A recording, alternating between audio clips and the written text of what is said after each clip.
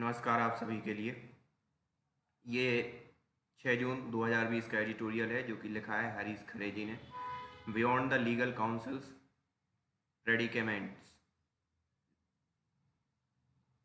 जो लीगल वकील हैं उनके ऊपर की स्थिति क्या है या उनके स्थिति क्या है, सीधी सी बात।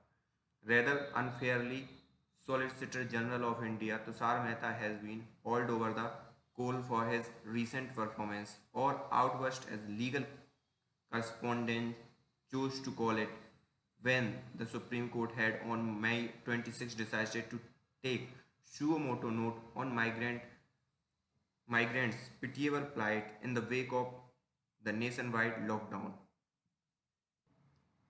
गलत ढंग से जो सॉलिसिटर जनरल ऑफ इंडिया है तुषार मेहता, उनको खींचा गया कि उनके रीसेंट परफॉर्मेंस को लेकर, या उन पे क्या एक प्रकार से गुस्सा बताया गया, या उन पे एक कार्रवाई टाइप की गई और उनको लिया गया as a legal correspondent to call it, और इसके लिए उन्हें लीगल करस्पोंडेंट ठहराया गया।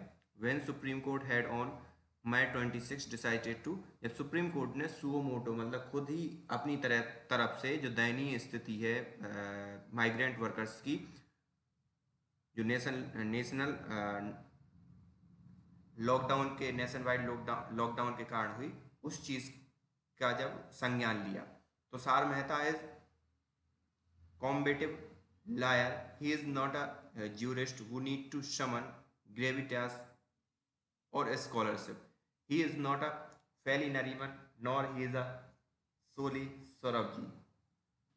तुषार मेहता एक बहुत अच्छे वकील हैं। वो किसी प्रकार के ज्यूरिस्ट या कानूनविद नहीं है जिनके लिए किसी समन की आवश्यकता हो, किसी स्कॉलरशिप की आवश्यकता हो। और ये ना तो फैली नरीमल है और ना ही सोली सोराब जी। फिर भी उन्होंने अपनी जो रिप्यूटेशंस हैं वो अर्न कर ली है, किस हिसाब से, एज अ स्किलफुल एडवर्सरी, मतलब जो विरोध में बोलता है, who does not flinch back from scrap in the court room, जो पीछे नहीं हटा कोर्ट में होने वाली कार्रवाई से या वार्तालाप से या मुठभेड़ टाइप की चीज़ से। He does his professional best for his client, और उन्होंने अपने जो भी किया वो अपने क्लाइंट के लिए जो अच्छा हो सकता है वही किया। अब a political appointee and his client is none other than the Modi government, और उनका जो क्लाइंट है वो मोदी गवर्नमेंट या मोदी रेजिम ही है। It is necessary to remind ourselves that Solicitor General is a political appointee, which means that whereas Article 76 of the Constitution of India says the Attorney General of India decidedly on an elevated perch, the Solicitor General gets to play a nickel and dim role। और हमें ये मालूम होना चाहिए कि solicitor जो general की जो नियुक्ति है वो एक पॉलिटिकली बेस्ड होती है, जो आर्टिकल 76 में उस चीज़ का पूरा उल्लेख है। और यहाँ पे जो वो मतलब उनको आगे लाया जाता है, इंडिया ही डिसाइड करता है। Solicitor general get play a nickel and dim role, और इनके लिए छोटा ही रोल अदा करने के लिए दिया जाता है सॉलिसिटर जनरल को। He become very much a part of ruling establishment, inner clique, and can't escape being sucked into the regime's daily fight and fancies। और वो उसी रूलिंग जो गवर्नमेंट है उसी के जो गिरोह, उसी के जो पार्ट या उसका जो गिरोह है उसी में शामिल हो जाते हैं। वो उससे बाहर नहीं निकल सकते, जो उनकी डेली की फाइट या पसंद नापसंद है उन सब चीज़ों से। He can not have role और personality outside preferences and predispositions of government of the day, और वो गवर्नमेंट की जो भी अनुकूलता है उससे बाहर काम नहीं कर सकते। Solicitor general Mehta critics are perhaps not being fair on him when they accused him of being disagreeably aggressive or needlessly arrogant। जो भी क्रिटिक्स हैं उन सॉलिसिटर जनरल के, वो हमेशा ये जो मतलब निष्पक्ष भी नहीं रहते, और उनका ये सही उनका पैमाना भी नहीं है कि जो तुषार मेहता है वो डिसएग्रीबल मतलब एग्री नहीं होते जल्दी, एग्रेसिव है और नीडलेसली बेवजह के क्या है एरोगेंट या अपना वॉयलेंट या डोमिनेंट वो दिखाते हैं। After all he is only reflecting his client's temperament, his impulse and inclinations to the best of his ability. और अंततः वो सिर्फ अपने क्लाइंट के ही पक्ष में बोलते हैं और उसकी ही अपने धर्म का पालन करते हैं और उसी की बात करते हैं, जो कि क्लाइंट कौन है, government. He is a simply an instrument, a sharp and sometime blunt instrument. और ये एक टाइप का इंस्ट्रूमेंट है, वो कभी कभी शार्प और समटाइम ब्लंट भी हो जाता है। Many have indignantly found Tushar Mehta's invocation of vulture metaphor as particularly unacceptable and offensive slur on entire journalist fraternity। अब इन्होंने एक वल्चर टाइप का बोला है गिद्ध मीडिया, तो उसके बारे में पूरी बात कर रहे हैं, तो देखते हैं। तो रिसेंटली इन्होंने जो पर्टिकुलर जो मीडिया है उसके लिए एक मेटाफोर यूज़ किया वल्चर, मतलब वल्चर ये गिद्ध मीडिया है। तो ये बहुत से लोगों को ये पसंद नहीं आया और उन्हें ये लगा कि उनकी डिग्निटी को ठोस पहुंचाया जा, मतलब उनकी सीधी सी अपमानजनक गाली है। It did perhaps border on blasphemy because it was uttered in nation's highest judicial forum। अब ये एक ब्लेसफेमी के समकक्ष ही दोष माना जाना चाहिए, क्योंकि ये हाईएस्ट जुडिशियल जो बॉडी है उसके द्वारा ये टर्म क्वाइन किया गया या बोला गया। Mister Mehta has subsequently try to clarity in an interview with Times of India of June 1 2020। और उन्होंने कुछ अपनी क्लियरिटी देने की कोशिश की, जो टाइम्स ऑफ इंडिया का उन्होंने इंटरव्यू दिया, that his vulture impression was not directed eight journalist. उनका जो वल्चर का वो था वो संवाददाताओं या जर्नलिस्ट के लिए डायरेक्टेड नहीं था। His entitled a benefit of doubt, ये सब सिर्फ संदेह के कारण उनके लिए क्या है, इस चीज का हकदार माना गया। And through it can be no consolation, it is sobering to recall the equality, invidious insult and innuendos have been hurled at media by ruling establishment। और जो इन्होंने ये कहा वो एक सांत्वना नहीं हो सकती, बल्कि ये क्या है, एक बुद्धिमत्ता से फिर से उसी बात को दोहराया गया है इक्वली, और उसी इन डिवियस मतलब अपमानजनक इंसल्ट है, इसे अपमानजनक इंसल्ट बोल सकते हैं। और एक व्यंग है जो कि एक पॉलिट जो एस्टेब्लिशमेंट जो अथॉरिटी है या एक हाईएस्ट मोस्ट अथॉरिटी है उसके द्वारा मीडिया पर ये व्यंग एक टाइप का किया गया है, जो उनके इंटरव्यू में जो उन्होंने कहा उसके द्वारा भी। Mister Mehta's aspersion pale in comparison to general VK Singh presstitute this fragments. अब जो मेहता का जो इन्होंने कमेंट किया है, इसकी जो आक्षेप इन्होंने लगाया उसकी जो सीमा है या उसकी जो इंटेंसिटी, उसका किसके कंपैरिजन किया जा रहा है, बी के सिंह के वर्ड से, जो उन्होंने कहा था प्रेस्टिट्यूट प्रेस और वो प्रोस्टिट्यूट का मिक्सअप है। मतलब जब मीडिया या उसका तिरस्कार, डिस्पर्जमेंट मतलब तिरस्कार, प्रेस्टिट्यूट का मतलब होता है जो प्रोस्टिट्यूट और प्रेस इन दोनों का मिक्सअप जब किया जाता है तो प्रोस्टिट्यूट, मतलब जब मीडिया मिसलीडिंग करती है, उल्टे सीधे तथ्यों को दिखाकर गुमराह करने की कोशिश करती है, दिस काइंड ऑफ वर्ड वो कहलाता है आपका प्रेस्टिट्यूट। ये यूएस में क्वाइन हुआ था, तो ज़्यादा उसमें डिटेल नहीं जाते हैं, बस ये आप समझो कि प्रेस्टिट्यूट मतलब मिसलीडिंग ऑफ मीडिया। तो इसी हिसाब का तिरस्कार उनके द्वारा किया गया। डिसपैरेगमेंट मतलब होता है तिरस्कार करना। Yet again it is not the personal inclination of law officer और a cabinet ministers that should detain us for too long. और ये कोई इनका कोई पर्सनल ओपिनियन तो है नहीं, बार बार ये चीज़ें आ रही हैं कि हमें इस चीज़ को क्या करना चाहिए, रोकना चाहिए या हमें रोके रखना चाहिए। Rather it is the collective sentiment of regimes he represent that need to be scrutinized by every democratic soul। और ये एक कलेक्टिव एस्टेब्लिशमेंट या उस शासन की मंशा को दिखाता है, जो हमें स्क्रूटनाइज या फिर से उसको चेक करना चाहिए, जो भी डेमोक्रेटिक आत्मा है उनके द्वारा। या जो डेमोक्रेटिक लोग हैं उनके द्वारा इस शासन की क्या मंशा है, उस चीज़ को क्या करना चाहिए, देखना चाहिए। Let there be no mistake, a cultivated mindset is at work,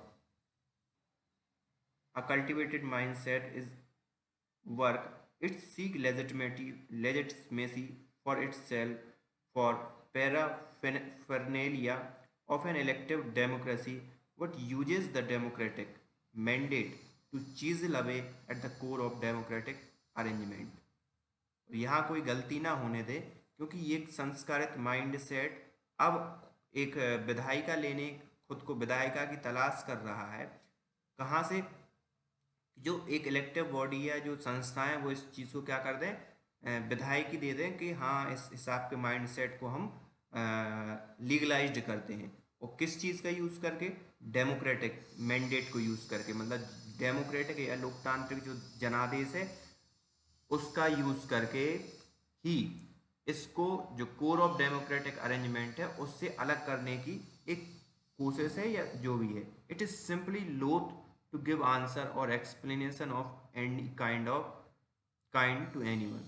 और ये सिर्फ घृणा है, जो आंसर देने के लिए, एक्सप्लेनेशन देने के लिए किसी भी प्रकार का किसी के लिए भी डायरेक्टली ये घृणा ही है इनके। blunted institution, it is hardly a secret that these last 6 years the Modi regime has quietly but diligently and systematically made dysfunctional without dismantling all the established institutions designed to prevent abuse of authority। तो ये पिछले 6 सालों में ये देखा गया है कि मोदी गवर्नमेंट बड़े ही अच्छे ढंग से ऐसी पूरी अथॉरिटीज़ को खराब कर रही है और उनको शक्तिहीन कर रही है, जो भी ऐसी प्रिवेंट करता है इस हिसाब के अथॉरिटेरियन चीज़ों को। Offices such as the Central Vigilance Commission, the Lokpal, the Central Information Commission, the National Human Rights Commission of India, the Election Commission of India, etc. have been rendered less than paper tiger। और ये पूरे के पूरे किस हिसाब से काम कर रहे हैं, उससे भी कम के सिर्फ इनका कागजों में ये शो करते हैं कि ये बाघ है, बाकी रियलिटी में ये इनका कोई काम उतने सही तरीके से कर नहीं पा रहे हैं। With considerable fitness and with admirable street smartness, the regime has seen to it that no Binod Rai would be allowed to strike out on his own। और इसकी जो गवर्नमेंट की एक अच्छा वो इसमें दिखाई देने मिल गया है कि कोई भी विनोद राय अपनी तरफ से भी क्या स्ट्राइक नहीं कर सकता। The Modi crowd believed sincerely and righteously it is correctness of its chosen path। जो भी मोदी गवर्नमेंट या उनकी जो भीड़ है जो उन पर विश्वास करती है, वो ये विश्वास कर रही हैं कि जो उन्होंने पाथ चुना है उसमें जो अड़चने आ रही हैं उसको करेक्ट कर रहे हैं। It is mesmerize itself with notion of integrity and commitment of its personnel and leaders and their infinite wisdom। और वो खुद की ही विजडम के साथ खुद की mesmerize कर रहे हैं चीज़ों को कि इंटीग्रिटी होगी और पूरा का पूरा जो पर्सनल कमिटमेंट हुआ था उसी चीज़ को वो क्या कर रहे हैं, mesmerize कर रहे हैं। इट्स रिसेंट डेमोक्रेटिक अपोजिशंस, और ये जो डेमोक्रेटिक अपोजिशंस है उनके अंदर गुस्सा पैदा कर रहा है। Not surprisingly such a regime see no need to lend an ear to the vulture in the media or non-governmental organizations। और इस प्रकार की गवर्नमेंट ये चाहती है कि जो वल्चर मतलब मीडिया को जो उन्होंने डिसाइड कहा था, तो वल्चर अपने कान ना लगाए ज़मीन में, जिससे और ना ये नॉन गवर्नमेंट ऑर्गेनाइजेशन अपने कान रखे जिससे कि गवर्नमेंट को वो लोग सुन सकें।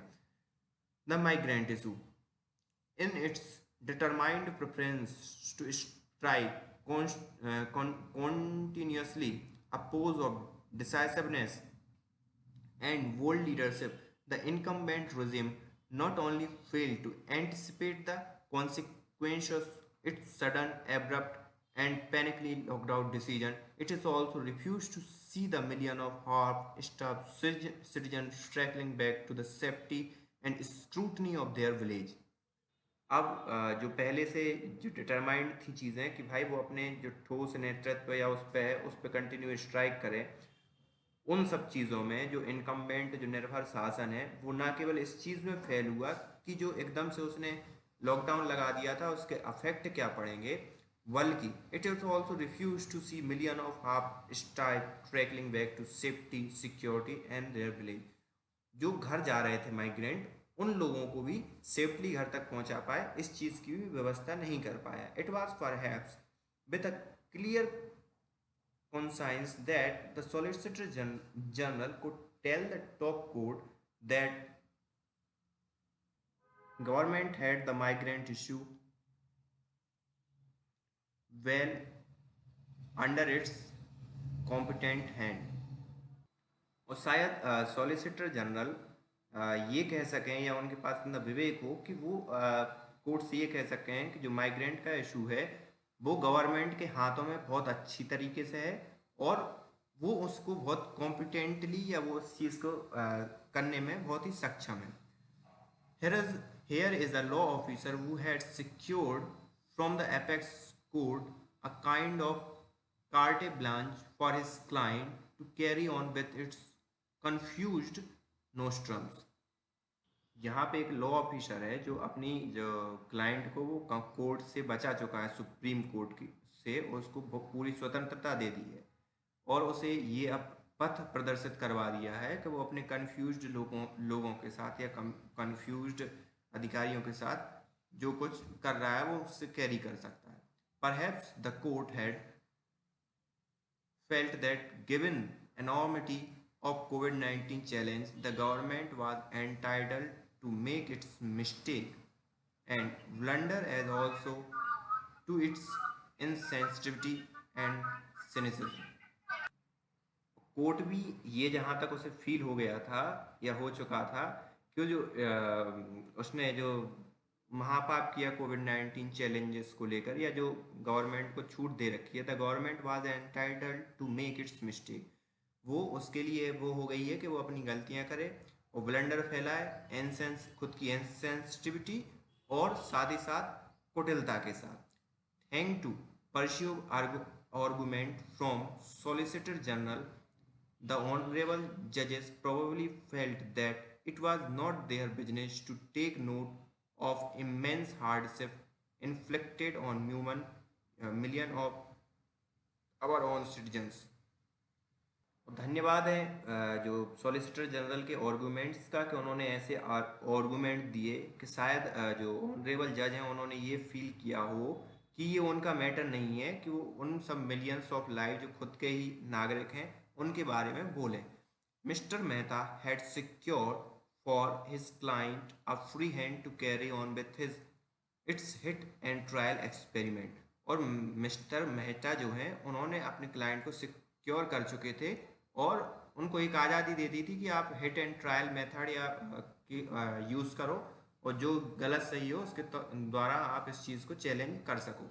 Tragedy could easily B foretold the tragedy could easily be foretold a regime which has chosen to deprive itself genuine source of information find itself left high and dry when human misery on unprecedented scale grips vast swath of our citizen। Tragedy could easily be मतलब tragedy का अनुमान पहले से लगाया जा सकता था, लेकिन हमारे जो शासन है उसने खुद के लिए इस हिसाब से चुना कि उसके पास जो जेन्युइन सोर्स ना हो इन्फॉर्मेशन का, और खुद को ऊपर रखा और सूखेपन में रखा उन सब चीज़ों से जो कि पूरी की पूरी स्थिति बहुत से सिटीजन्स के लिए हो रही थी, और वो जब जागा जब बहुत से लोग इसकी चपेट में आ गए। Because the regimes has developed considered contempt for the free and independent media, it simply refused to see the image of millions and millions of helpless, helpless citizens migrating back to their villages। हो सकता है उस समय वो इस चीज़ में busy रहा हो कि जो फ्री और इंडिपेंडेंट मीडिया है वो जो दिखा रहा है मिलियंस ऑफ लाइफ की, वो सब प्रोपेगेंडा है और उस चीज़ को दबाया जा सके। Confronted with an unexpected crisis of unknown dimensions, the regime ruthlessly resented anyone who pointed out limit of its sloganist approach to governance. और इस हिसाब से जो महामारी है, इस हिसाब की कंडीशन से उससे लड़ते हुए मतलब आधिकारिक रूप से गवर्नमेंट उन सब चीज़ों का विरोध कर रही है या करती है जो कि उसकी स्लोगनिस्ट जो अप्रोच थी या जो लिमिट थी जो स्लोगन में उसने बोला था उसका जो भी विरोध करता है गवर्नमेंट उसका क्या करती है, विरोध करती है. When the court acted then much to the regime's concert nations, suddenly the Supreme Court had allowed itself to be goaded to seek answer from the government for its bureaucratic insensitivity, for its political arrogance, for its policy confusion and its administrative clumsiness. और जब court acted होता है या government के खिलाफ बोलता है कि भाई आपकी ब्यूरोक्रेट क्या कर रही थी, क्या वो इतनी सेंसिटिव नहीं थी कि वो क्या हो रहा है ग्राउंड पे, और आपकी जो इस पॉलिसी कन्फ्यूज़न हुआ या आपका जो एडमिनिस्ट्रेटिव भद्दापन है वो क्या था, जब कोर्ट खुद ही संज्ञान लेके इस चीज़ को अलाउ करती है तो आतंक देखिए कि उस चीज़ को भी वो सॉलिसिटर जनरल वो क्या कर देते हैं, उस चीज़ को सोल्ड आउट करवा देते हैं. It was this volte face that probably produced the solicitor general's famous outburst. और ये एक मोड़ था जो शायद ही सॉलिसिटर जनरल को मतलब इस हिसाब से शो करता है और उनको शो करता है. It is possible to suggest that mister Mehta's anger was directed not so much against the vulture among the journalists as it was an expression of impatience with the highest court. अब इस हिसाब से अगर देखा जाए तो मिस्टर मेहता की जो गुस्सा थी वो मीडिया के वल्चर या मीडिया के गिद्धों के लिए नहीं थी, बट वो एक्सप्रेशन था किस चीज़ के लिए, जो इम्पेशेंस दिखाया हाई कोर्ट ने या हाईएस्ट कोर्ट ने उस चीज़ के लिए था, क्योंकि हाईएस्ट कोर्ट ने खुद ही संज्ञान में क्यों लिए इस चीज़ को. Unspoken resentment was that supreme court was seeking in explanation from the government after lending its fear to those who have no knowledge of the ground situation. और जो बगैर कहा हुआ जो गुस्सा वो ये था कि जो सुप्रीम कोर्ट ने खुद ही गवर्नमेंट से वो मांगा कि आप क्या कर रहे हो, आप क्यों नहीं ईयर अपने कान नाक कान ज़मीन पर लगाए हो कि इस चीज़ की ग्राउंड सिचुएशन को आप देख पाओ कि क्या हो रहा है ग्राउंड में. But the government would not share information about the ground with any one. But government share नहीं करेगी वो सब इंफॉर्मेशन कि ग्राउंड में क्या हो रहा है, किसके साथ क्या हो रहा है. The other day 3 professional association of epidemiologist, public health practitioner and social medical expert have called out the clumsy and confused decision making practice by leader driven power structure. और उसके एक दिन बाद ही 3 लोगों को निकाल दिया गया जो इस चीज़ को क्या कर रहे थे, ऑर्गेनाइज कर रहे थे, क्योंकि उनकी जो कंफ्यूज डिसीजन मेकिंग प्रैक्टिस थी उससे नाखुश होकर जो लीडर ड्रिवन स्ट्रक्चर था उसमें से. Million have paid heavy price for this regimes arrogance and incompetence.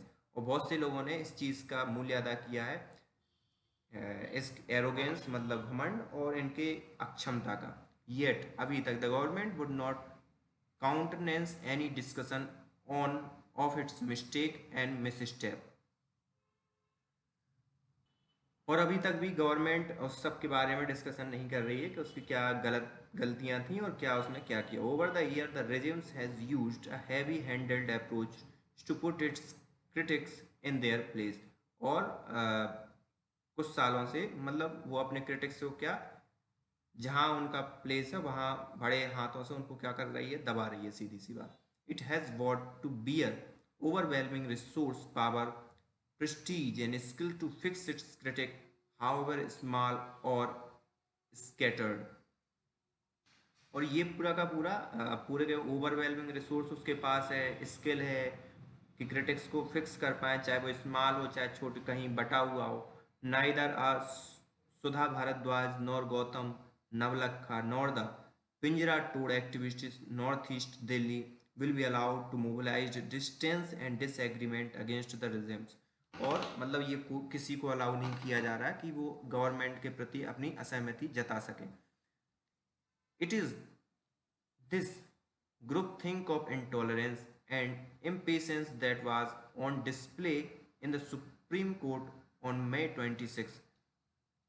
और ये सब जो जिस हिसाब से इंटॉलरेंस उन्होंने दिखाया, ग्रुप का जो इंटॉलरेंस है, और जो सुप्रीम कोर्ट के रिगार्डिंग उनका इम्पेशेंस, वो सब शो कर रहा है कि how they are unlike in the vastly popular Hindi TV serial Tarak Mehta Ka Ooltah Chashmah, solicitor general Mehta can be very much set to be using custom made pair of spectacles prescribed by regimes in house optometrist। Tarak Mehta के उल्टे चश्मे जैसा कहा जा सकता है कि solicitor general ने भी एक कस्टम मेड जो वो है एक्सपेक्टल्स हैं वो पहन रखे हैं, जो कि उन्हीं के जो शासन के जो ऑप्टोमेट्रिस्ट हैं या जो भी आँखों के वो हैं, आँखों को देखने वाले आई स्पेशलिस्ट हैं, उनके द्वारा प्रेस्क्राइब किया गया है। इन सब चीज़ों को देख के ऐसा राइटर्स को लगता है। So this is all about today's editorial.